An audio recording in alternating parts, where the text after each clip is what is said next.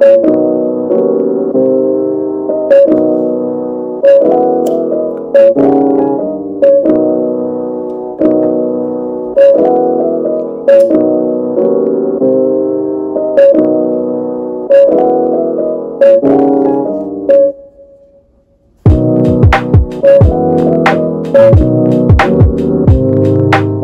welcome to this video and welcome to my channel. My name is Emma and it is almost Valentine's Day. Today, in honor of the Valentine's Day season, I'm going to give you my top 5 books about love for you to read this Valentine's Day. Each of the books that I have chosen to share with you today surround a different type of love, and if I was more of an academic, I probably would have chosen to engineer this video around the 7 types of love from ancient Greek philosophy, but I did not do that. So I just have 5 types of love that I like to read about, and the book recommendation that I have from that specific type. 3 of these categories are sort of the same, but not quite, so let's just get into it and you'll see what I mean.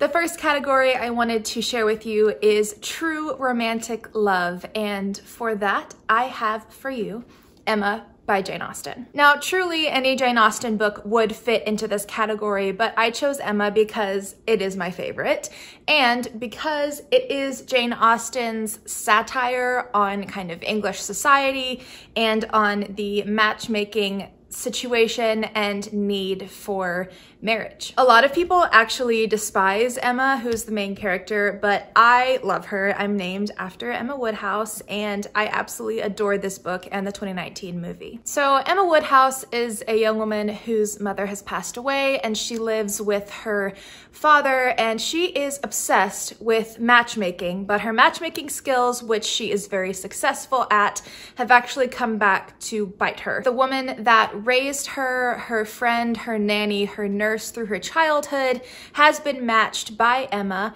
and actually is getting married. Finding a vacancy in her life for female friendship, Emma sets off in search of another friend and finds Harriet, who is a local schoolgirl, and they become very fast friends. But Emma's longtime family friend, Mr. Knightley, who she has grown up with, Mr. Knightley knows Emma best, and he is afraid that she has ulterior motives and maybe is manipulating Harriet, and he's not happy about this development. The book and the movie are both laugh out loud funny, and this book also boasts one of Jane Austen's most famous quotes from her repertoire of famous quotes, which is, "If I loved you less, I may be able to talk about it more." Now, if you are into that true romantic love, but you want maybe a modern twist on it, let me give you a retelling of a classic traditional love story that I adore. It is A Fa Love Story by Lone Lee, and I'm pretty sure I'm pronouncing her name correctly, but if I'm not, I'm deeply sorry. A Fa Love Story is about 2 teenagers who come from Vietnamese families, Bao and Linh. They both have grown up in very different kind of family dynamics, but both of their families are pho shop owners. And for some reason, from late childhood on, Bao and Linh have been prohibited from speaking to each other, prohibited from becoming friends or fraternizing with each other in any kind of way. And it seems to be that it's just because they have rival pho shops, but there may be more there behind the surface. And as Bao and Linh are forced to work together in a moment of crisis, they start to wonder why they've been forced apart. Are you picking up on what this story is a retelling of?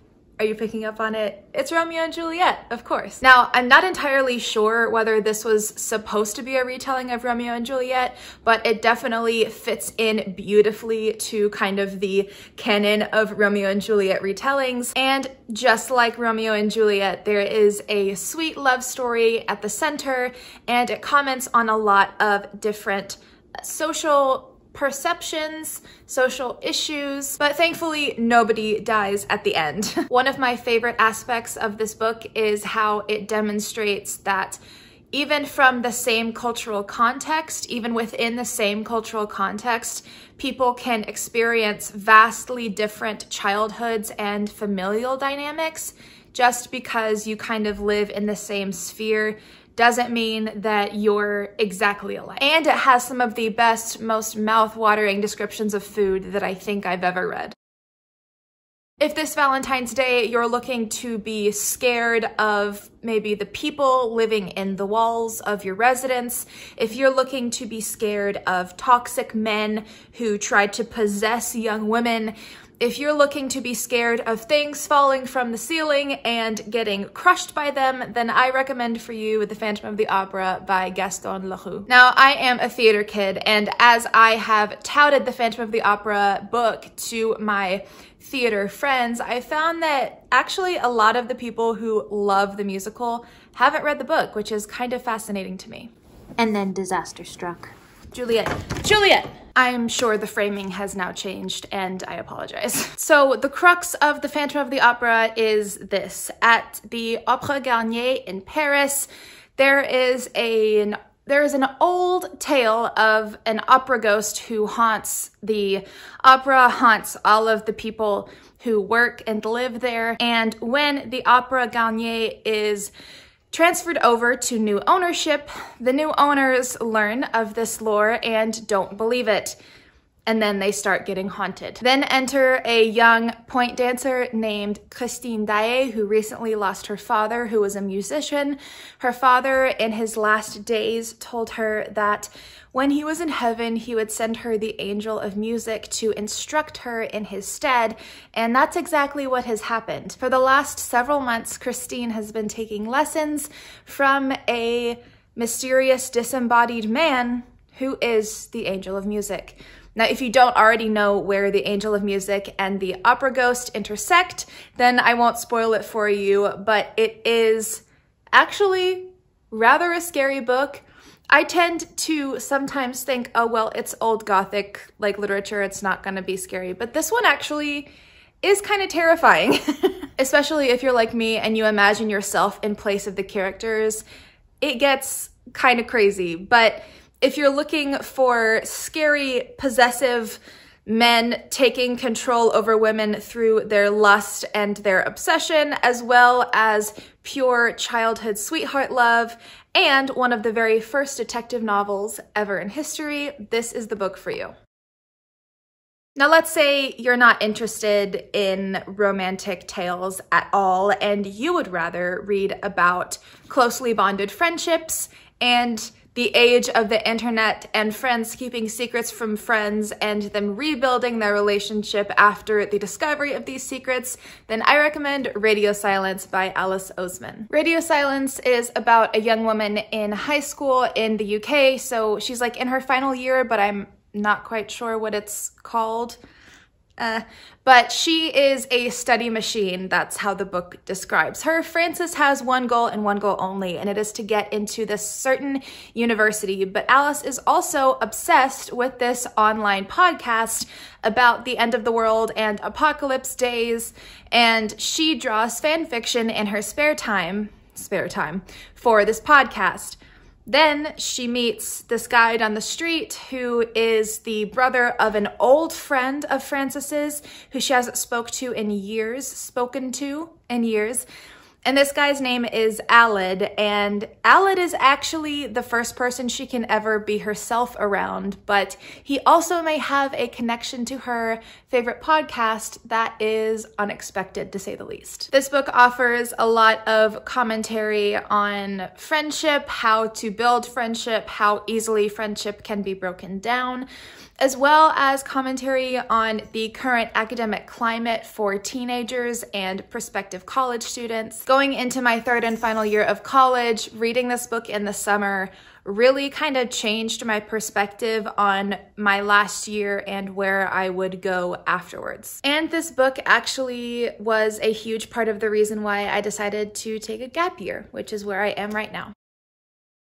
Finally, if you are a fan of the saying, blood is thicker than water, even though the actual saying is the blood of the covenant is thicker than the water of the womb. If you're a fan of that saying, if you are just filled with love for your family this Valentine's Day, I would recommend to you The Once and Future Witches by Alix E. Harrow. This book contains a lot of American and European history through witchcraft and the suffragette movement and all of that, but the reason why I chose it for this video is because at the center of this book are three sisters, each representing a facet of the triple goddess, the maiden, mother, and crone. Because of a family tragedy in their late teens, young adult years, the sisters were torn apart and haven't spoken in many, many years, but a different tragic event brings them back together, and one of the most fascinating parts of this book that is interwoven all the way through is watching these sisters work through the trauma and the tragedy that they experienced and rebuild their relationship as the different people that they are now. It's been so many years that they truly are different people than they were before, and they have to get to know each other afresh for the first time. There are some romantic encounters as well as a committed lesbian relationship at the center of this book. Oh, and I forgot to mention, in Radio Silence, there is some significant LGBTQIA+ rep, in particular, asexual representation, and more specifically demisexual representation, which is very important to me. And this is the first book that I've ever seen it in, and it was so exciting. But that to say, this also has LGBTQIA+ representation, even though it is taking place back in the olden days. There is no end to the reasons why I would recommend this book to you. No matter who you are, I think you should read it. I love it so much. I will recommend it to everyone and never shut up about it. But if you like American history, if you like witchcraft, if you like sisters, if you like reading, you should read this book. And that is all for today, you guys. Thank you so much for watching this video. If you have any recommendations based on the books that I have laid out for you today, please let me know down in the comments below. So thank you again so much for watching this video. Please leave me a like if you liked it and subscribe if you want to stick around. I hope I will see you around here again soon. I hope you're doing well. If you're not, I hope it gets better soon, and I hope that you love what you're reading. Goodbye.